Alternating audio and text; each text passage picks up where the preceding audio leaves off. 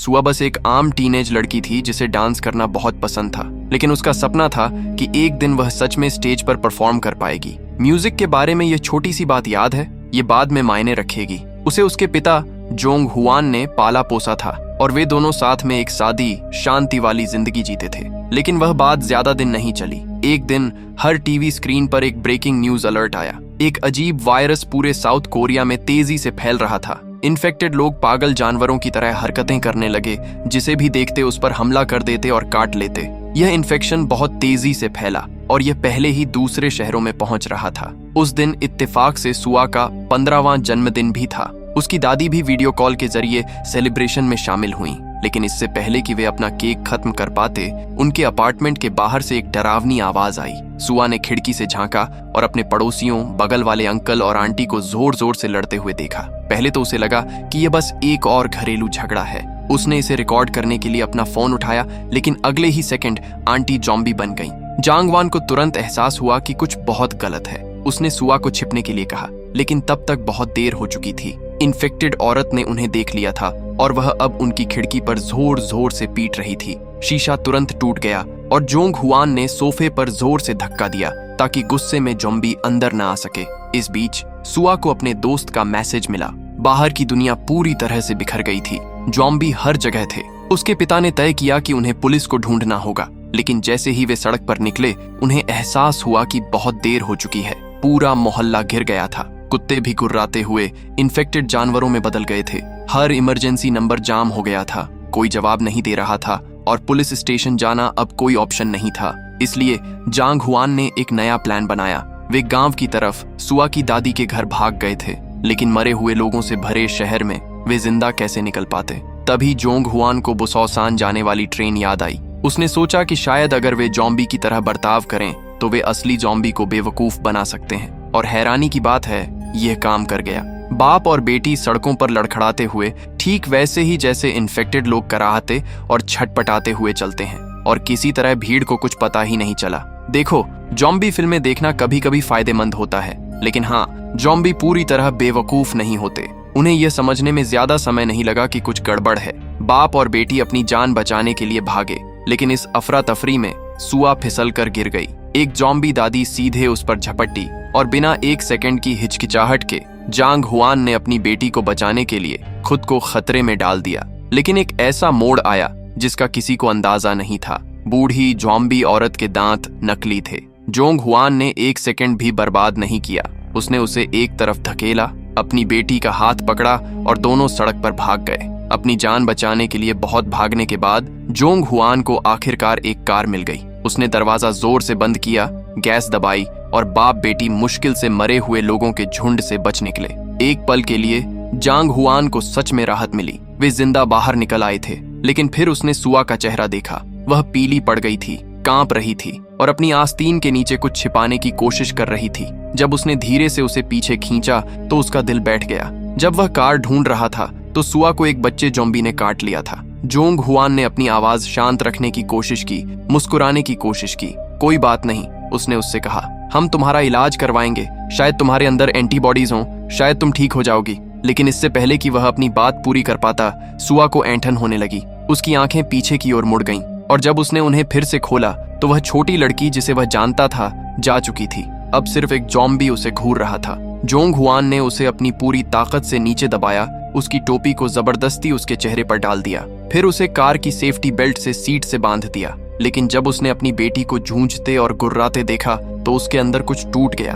उसने बस एक सेकंड के लिए अपनी पकड़ ढीली की और सुआ का सिर आगे की ओर झुक गया। वह बेहोश हो गई थी। उसका दिल जोर जोर से धड़क रहा था। जांग हुआन रात में गाड़ी चलाकर अपनी बेटी को उसकी दादी के घर वापस ले आया। जब बूढ़ी औरत ने अपने बेटे को दरवाजे पर देखा तो वह चौंक गई, लेकिन जैसे ही उसने सुना कि सुआ बीमार है, उसने उसे एक तरफ धकेल दिया और सीधे घर के अंदर भाग गई। पता चला दादी कोई लाचार बूढ़ी औरत नहीं थी, उसमें दम था। एक तेज झटके में उसने सुआ को बेहोश कर दिया। जब उसे एहसास हुआ कि असल में क्या हुआ है तो बूढ़ी औरत फूट फूट कर रोने लगी। उसकी प्यारी पोती किसी अमानवीय चीज में बदल गई थी। इसके तुरंत बाद सरकार ने टीवी पर एक घोषणा की। उन्होंने वायरस को रोकने के लिए मिलिट्री यूनिट तैनात की थी। कोई भी इन्फेक्टेड व्यक्ति मिलने पर उसे वहीं खत्म कर दिया जाना था। अगली सुबह जान हुआन ने सुआ को हॉस्पिटल ले जाने का फैसला किया, इस उम्मीद में कि उसे बचाने का कोई रास्ता अभी भी हो सकता है। लेकिन जैसे ही उसने अंदर कदम रखा, वह जम गया। उसकी आंखों के ठीक सामने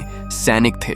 हर इन्फेक्टेड इंसान को बेरहमी से गोली मार दी जो हिलता डुलता था। यह उसे ट्रक की तरह लगा। सुआ को यहाँ लाना उसे मौत के मुंह में भेजने जैसा होगा। और फिर एक और सरकारी ब्रॉडकास्ट आया। इन्फेक्टेड लोगों को पनाह देना अब एक गंभीर जुर्म माना जाता था। जो कोई भी एक की रिपोर्ट करता, उसे 250 मिलियन का इनाम मिलता। जोंग हुआन अपनी बेटी को घूर रहा था, कांप रहा था। अगर वह खुद इसे खत्म नहीं करता तो कोई और कर देगा। और इससे भी ज्यादा दुख की बात यह है कि उसने एक मेटल बॉल उठाई, उसे नीचे फेंकने के लिए तैयार। लेकिन जैसे ही उसने उसका चेहरा देखा, उस मासूम छोटी बच्ची को जिसे उसने अकेले पाला था, वह ऐसा नहीं कर सका। वह टूट गया, रोने लगा। काश वह भी उसके साथ मर पाता। दादी ने अपने बेटे की हिचकिचाहट देखकर मन बना लिया, अगर वह नहीं कर सकता तो वह करेगी। उसने फावड़ा उठाया और ठीक उसी पल सुआ ने अपनी आंखें खोलीं। उसके चेहरे पर पूरा डर झलक रहा था। ऐसा लग रहा था कि उसे कल रात की पिटाई अभी भी याद थी। यह देखकर जांग हुआन तुरंत अपनी मां को रोकने के लिए आगे बढ़ा। लेकिन अपनी इस कोशिश के बीच उन्हें अचानक एहसास हुआ कि सुआ चली गई है। वे उसे ढूंढने के लिए पागलों की तरह बाहर भागे और आखिर में लड़की को एक छोटे से स्टोरेज शेड में छिपा हुआ पाया। ये वही जगह थी जहां सुआ और उसकी गुजर चुकी मां अक्सर जाया करती थीं जब वह छोटी थी। तभी जोंग हुआन को लगा कि उसकी बेटी में शायद अभी भी इंसानी समझ बची है। अपनी थ्योरी को टेस्ट करने के लिए उसने अपना फोन निकाला और सुआ का पसंदीदा गाना चलाया। और ठीक क्यू पर वह हिलने लगी। उसका शरीर रिदम पर धीरे धीरे झूमने लगा। ये कोई रैंडम बात नहीं थी, वह नाच रही थी। जोंग हुआन की आंखों में आंसू भर आए। उसकी छोटी बच्ची अभी भी कहीं अंदर ही थी। इस बीच टीवी पर एक्सपर्ट्स ने कुछ चौंकाने वाली बात बताई। कुछ इन्फेक्टेड लोग दिमाग के कुछ हिस्सों को स्टिमुलेट करके कुछ समय के लिए अपनी यादें वापस पा सकते हैं। सही तरह के स्टिमुलेशन से वायरस का असर कम भी हो सकता है। लेकिन दादी ने इस पर एक भी बात नहीं मानी। उनके लिए सुआ तब तक सच में इंसान नहीं बन पाएगी जब तक वह अपनी मर्जी से दादी का मशहूर फ्राइड राइस न खा ले।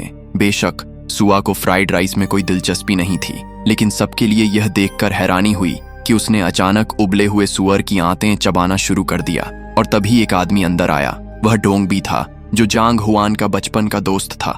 जैसे ही डोंगबे ने दरवाजा खोला, वह स्तब्ध रह गया। ठीक उसके सामने सुआ खड़ी थी। उसकी पीली स्किन, काली नसें और बेजान आंखें साफ बता रही थीं कि वह एक ज़ॉम्बी थी।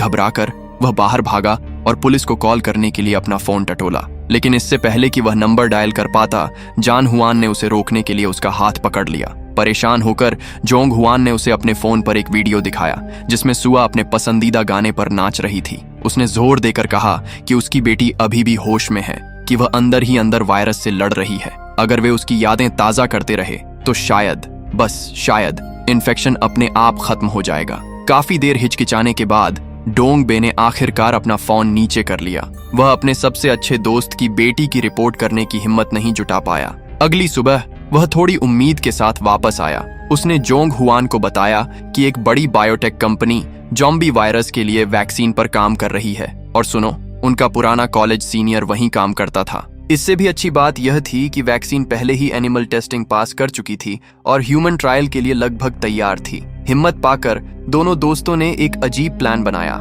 हर सुबह वे एक छोटी मछली पकड़ने वाली नाव लेकर समुद्र के किनारे एक सुनसान आइलैंड पर जाते थे, जो सुआ को उसकी इंसानियत वापस पाने में मदद करने के लिए एक सीक्रेट ट्रेनिंग ग्राउंड था। ये बहुत मुश्किल था, कुछ रिहैबिलिटेशन, कुछ सर्वाइवल कैंप। जीन हुआन ने बेसिक बातों से शुरुआत की। उसे इंसानों की तरह पलकें झपकाना और जब भी भूख लगे तो सीटी बजाकर उसे रोकना सिखाया। बेशक सुआ को जिस चीज से सच में डर लगता था वह सीटी नहीं थी, बल्कि दादी थीं जो उसके ठीक पीछे एक बड़ी लकड़ी की छड़ी लेकर खड़ी थीं। इसके बाद फिजिकल ट्रेनिंग हुई। उन्होंने अच्छी रेडियो एक्सरसाइज की और उसे अपने जॉइंट्स हिलाने के लिए मजबूर किया। दिन ब दिन जांग हुआन ने हर प्रोग्रेस को ध्यान से रिकॉर्ड किया और सभी मुश्किलों के बावजूद सुआ धीरे धीरे बदल रही थी। बहुत समय बाद पहली बार छोटे परिवार को फिर से शांति मिलने लगी।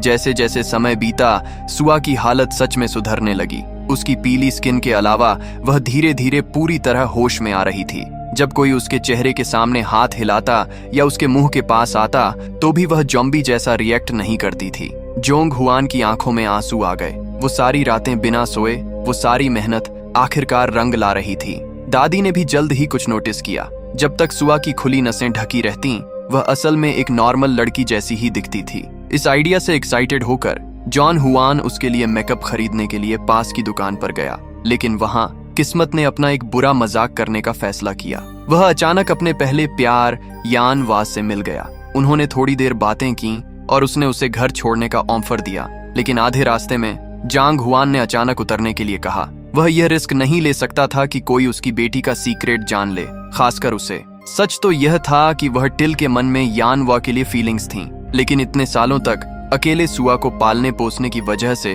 उसे उस इमोशन को अंदर ही अंदर दबाना पड़ा था। बेशक उसका सबसे अच्छा दोस्त डोंग भी उसे बहुत अच्छी तरह जानता था। उसी रात उसने एक छोटी सी गेट टुगेदर रखी। एक फ्रेंडली डिनर का मकसद जांग हुआन को अपने पुराने प्यार से फिर से जुड़ने में मदद करना था। उनकी बातचीत के दौरान यानवा को पता चला कि सुआ का न्यूरोलॉजिकल ट्रीटमेंट चल रहा था और वह स्कूल नहीं जा रही थी। मेहरबानी करके उसने सुआ को एक ट्रांसफर स्टूडेंट के तौर पर अपनी क्लास में शामिल होने का ऑफर दिया। आखिर वह एक होम रूम टीचर थी और पर्सनली उस पर नजर रख सकती थी, लेकिन जांग हुआन ने तुरंत मना कर दिया। उसने अफवाहें सुनी थीं कि यान वा को जॉम्बी से सबसे ज्यादा नफरत है। कुछ समय पहले उसने अपने मंगेतर को भी मार डाला था जब वह जॉम्बी बन गया था। टीवी पर सुआ को अभी भी एम्यूजमेंट पार्क में दिलचस्पी दिखाते देखकर दादी ने अपना सपना सच करने का फैसला किया। उन्होंने लड़की का ध्यान से मेकअप किया और सबको हैरानी हुई। जब मेकअप हो गया तो सुआ पूरी तरह से इंसान लग रही थी।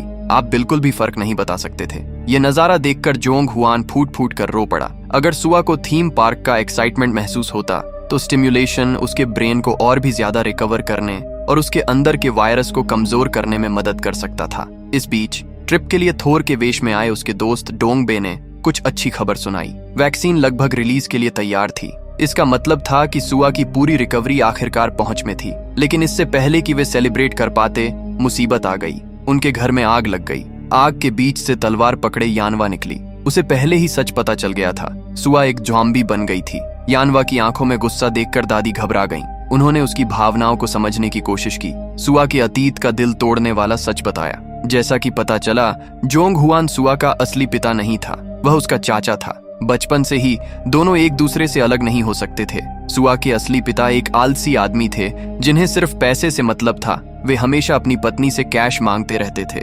इसलिए जोंग हुआन की बहन सिर्फ उनका गुजारा करने के लिए दिन रात काम करती थी और सुआ को ज्यादातर समय अपने भाई की देखभाल में छोड़ देती थी। एक दिन जांग हुआन को काम से एक जरूरी फोन आया और उसे कंपनी वापस जाना पड़ा। जाने से पहले उसने अपनी बहन को फोन किया, उसे याद दिलाया कि वह जल्दी घर आकर सुआ का ध्यान रखे, लेकिन वह कॉल आखिर ही निकली। वापस आते समय सुआ की माँ का एक भयानक कार एक्सीडेंट हो गया और उनकी मौत हो गई और उसका पिता, वह बेकार आदमी, इंश्योरेंस के पैसे लेकर भाग गया और फिर कभी नहीं दिखा। उस दिन से सिर्फ जोंग हुआन और सुआ ही बचे थे और छोटी लड़की के मुंह से जो पहला शब्द निकला वह था डैड। उसी पल से जांग हुआन ने कसम खाई कि वह सुआ को अपनी तरह पालेगा, चाहे कुछ भी हो जाए। बाद में जब वे तीनों अम्यूजमेंट पार्क से लौटे तो वे सीधे यान वा से टकरा गए। वह वहां खड़ी थी, हाथ में तलवार ली, हमला करने के लिए तैयार। साफ था, दादी की कहानी ने उसका दिल नहीं पिघलाया था। अपने पिता को घायल देखकर सुआ ने एक जंगली गुर्राहट निकाली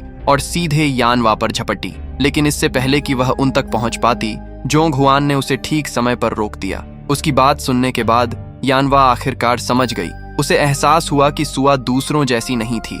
उसमें अभी भी होश, भावनाएं और कंट्रोल था। इसलिए युनवा ने एक फैसला किया। उन्हें मारने के बजाय वह जोंग हुआन को उसकी बेटी को वापस लाने में मदद करेगी। एक टीचर के तौर पर वह चाहती थी कि सुआ धीरे धीरे समाज में फिर से घुल मिल जाए। उसने उसका स्कूल में एडमिशन करवाया और उसे अपनी क्लास में भी रखा ताकि वह हर दिन उस पर नजर रख सके। अब यह क्लास ऐसी जगह नहीं थी जिसे आप आसानी से छोड़ सकें, क्योंकि सुआ को मिलाकर कुल 4 स्टूडेंट थे। जब दूसरों ने देखा कि वह कितनी शांत और बिना भाव वाली है तो उनमें से एक उसे चिढ़ाने से खुद को रोक नहीं पाया। लेकिन जोर से धक्का लगने के बाद सुआ का कॉन्टैक्ट लेंस अपनी जगह से खिसक गया और उसके नीचे उसकी परेशान करने वाली आंखों की एक झलक दिखाई दी। किस्मत से कोई भी बच्चा खास तेज नहीं था, इसलिए उन्हें कुछ शक नहीं हुआ और बस ऐसे ही सुआ स्कूल लाइफ में घुल मिल गई। सब कुछ सही दिशा में जा रहा था। तभी एक रात उनके घर एक अनजान मेहमान आ गया। वह सुआ का बायोलॉजिकल पिता था, वही बेकार आदमी जिसने उसे सालों पहले छोड़ दिया था। पता चला किसी ने सुआ का अम्यूजमेंट पार्क में वीडियो बना लिया था और उसकी जॉम्बी के तौर पर पहचान ऑनलाइन फैल गई थी। वह आदमी प्यार या गिल्ट की वजह से नहीं आया था, वह पैसे के लिए आया था। वह सुआ को 250 मिलियन वन के इनाम के लिए सौंपना चाहता था। दादी ने उसे बाहर निकालने की कोशिश की, लेकिन उस वहशी ने उन्हें जमीन पर गिरा दिया और सुआ को जबरदस्ती घसीट कर ले गया। जब जोंग हुआन ने यह खबर सुनी तो वह पूरी तरह से पागल हो गया। वह सड़क पर भागा और उन्हें रोकने के लिए कार के सामने कूद गया। आंखों में पूरा गुस्सा लिए उसने उस कमीने के चेहरे पर जोरदार मुक्का मारा। जैसे ही वह सुआद को सुरक्षित जगह पर खींचने वाला था, उस आदमी ने पीछे से उस पर हमला कर दिया। जोंग हुआन ने उसे नीचे गिरा दिया और जोर जोर से मुक्के मारने लगा, लेकिन फिर उस राक्षस जैसे आदमी ने कुछ इतना बुरा, इतना चौंकाने वाला कि जोंग हुआन वहीं जम गया। उसकी हिचकिचाहट का फायदा उठाकर उस कमीने ने उसे पलट दिया और कंट्रोल में आ गया। जॉन हुआन को यकीन नहीं हुआ। वह आदमी जितना उसने सोचा था उससे भी ज्यादा बेरहम था। जोंग हुआन को पिटता देख सुआ को आखिरकार समझ आया कि क्या हो रहा है। गुस्से में वह अपने राक्षसी पिता पर झपटी। उसके पास जो वायरस था वह तेजी से फैल गया और उसे तुरंत इन्फेक्ट कर दिया। जोंग हुआन अब और पीछे नहीं हटा। उसने उसे उस कमीने से खुद निपटने दिया। इस समय जांग हुआन को एक बात साफ समझ आ गई थी। सुआ की पहचान सामने आ गई थी और अब गांव में रहने का कोई रास्ता नहीं था। डोंग बे को अलविदा कहने के बाद उसने सू को दूर सुरक्षित जगह ले जाने का प्लान बनाया, लेकिन इससे पहले कि वे निकल पाते, स्पेशल फोर्स की एक बड़ी टीम शहर में आ गई। पिता और बेटी एक वेयर हाउस के अंदर फंस गए थे। सैनिकों को अंदर घुसने के लिए तैयार देखकर जांग हुआन ने एक बेचैनी भरा फैसला किया। उसने सुआ से कहा कि वह उसे काट ले, और जैसे ही सुआ ने अपने मरते हुए पिता को देखा, वह धीरे से बोली, डैडी, और फिर खुद बेहोश हो गई। इस दौरान सुआ ने एक सपना देखा, एक सपना जिसमें वह और उसके चाचा एक शांत आइलैंड पर खुशी खुशी साथ रह रहे थे। फिर पलक झपकते ही वह जाग गई और सबको राहत मिली। वह एक नॉर्मल इंसान बन गई थी। पता चला कि जोंग हुआन को गोली लगने और हॉस्पिटल भेजे जाने के बाद रिसर्चर्स और डॉक्टरों ने उसके शरीर में वायरस एंटीबॉडीज खोजी। ये एंटीबॉडीज असल में सुआ को ट्रेनिंग देते समय वायरस के बार बार संपर्क में आने का नतीजा थी। उसे अनगिनत बार काटा गया था, जिससे एक नेचुरल इम्यून रिस्पॉन्स शुरू हो गया था। ऐसा लग रहा था जैसे उसके शरीर ने धीरे धीरे एक वैक्सीन बना ली हो, जिससे उसे इन्फेक्शन से बचने की ताकत मिल गई हो। दादी ने सुआ को ट्रेनिंग डायरी दी, जिसमें उसके पिता ने उसकी प्रोग्रेस के बारे में जो भी नोट्स लिखे थे वे सब देख रही थीं। उसके चेहरे पर बेकाबू होकर आंसू बह रहे थे। कहानी के आखिरी सीन में सुआ ने आखिरकार अपना सपना पूरा कर लिया। स्टेज के बीच में खड़ी होकर पूरे दिल से नाच रही थी। यानवा ने बिस्तर पर लेटे जोंग हुआन को वीडियो भी दिखाया ताकि वह अपनी बेटी की जीत देख सके। अगर आपको यह वीडियो अच्छा लगा है तो इसे लाइक करें और चैनल को सब्सक्राइब करना ना भूलें।